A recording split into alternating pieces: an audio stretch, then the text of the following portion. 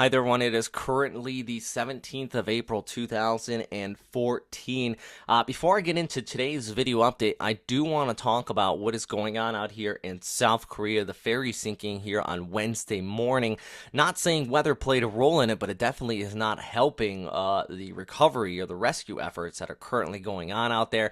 If you have not really been filled in, yes, a ferry sank just off the southwestern portions of South Korea Wednesday morning. Nearly 600 people were on board, and 300 still missing. 9 people have been confirmed dead. Everybody missing is stuck inside the ship, and there's just been reports that people were told not to get off the boat even while it was going down, that it was just too dangerous. I think that's up for debate if that was a smart move. Obviously, at this time, not really. But as you can see here in the image, the northern part of that red circle I drew, that is a very thick fog bank right there.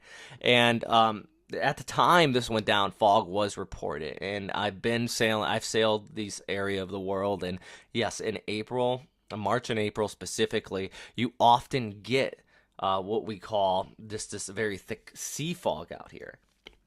And what happens is that you have cooler sea surface temperatures across much of this area. So when you get these low pressure systems that start to come through, and actually I'll scroll back and we can see these winds coming in from the south.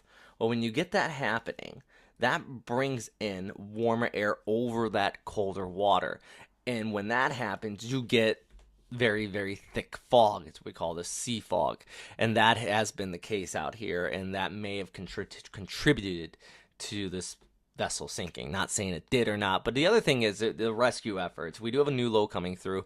Also, sea surface temperatures, like I said, they're very cold. So if anybody is in the water out here, survival rate 1 to 3 hours with 10 to 13 degrees Celsius. So hopefully the best bet is if anybody is in this vessel after it went down, it is underwater now, fully submerged, and they are not in the water without any protection gear.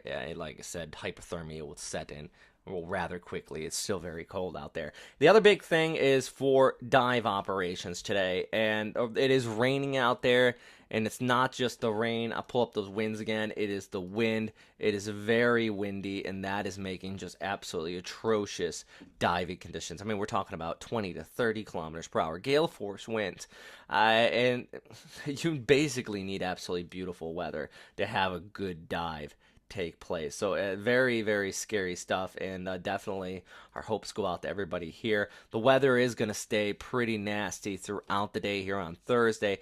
By Friday morning, I expect it to clear up a little bit, and that is going to be the case as we look ahead with those showers kind of pushing off towards the east, and eventually it's going to work its way over there towards Japan. And Japan's going to get some foul weather throughout the day here on your Friday, including over there towards Tokyo, Osaka, down through much of Kyushu.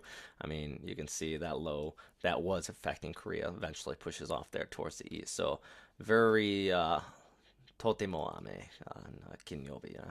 All right, so let's take a look back and pull back the picture here. We do have another low that is going to push out of eastern China throughout the week, and that's going to bring some gusty winds across the South Korean portions of the Korean peninsula. Shanghai, also some showers, and eventually over there towards Japan. That's typical for this time of year, though. Continue to pull back the picture, and what we have setting up, and what often happens, is the rainy season front. It's starting to get in the swing here. You can trace it right there. It follows a jet stream. Every 3 to 4 days, we have a low develop off of it. And right now, we have that one. This is actually out towards Saturday and Sunday. The one that's coming by now will be off there towards the east. 3 to 4 days from now, a new one develops along that front. Typically, north of it, it is much cooler than south of it. You can see those shades and the lighter colors and the darker colors down towards the south. And that often develops this time of year. So something else to keep in mind, a couple climal facts in play. So let's change gears, talk about the tropics. We do have a low just southeast of Guam. Do I expect this to become a tropical storm? No, not really, but it'll bring a few showers across Guam. Some instability expected with this going out the day on Friday into Saturday. Nothing more developing on it really, because the big thing is that we do have that low pressure area. It is going to continue to push off there towards the east, and the tail end of this cold front it extends down, and it's just going to tear this thing apart.